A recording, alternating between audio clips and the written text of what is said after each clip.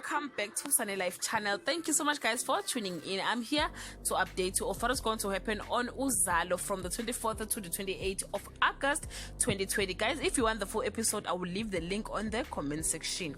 On Monday, Nkunzi makes men to regain everything that belongs to him, his women included.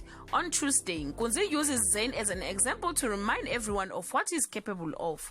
Mr. Mbatha makes Madongwe feels young again, and it seems that Fikile and Sbu have reached a stalemate in. On Wednesday, Kapsile's good intention backfire on her. Zeketelo and Mamlambo face a close shave with death.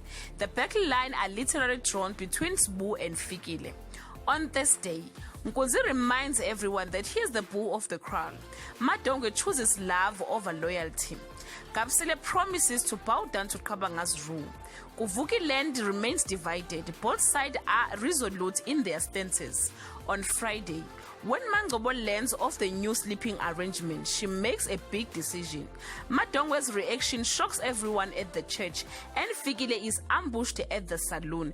Guys, this is all I have for today. You can leave your comment below and share your thoughts. Till we meet again, I love you so much, guys. Bye.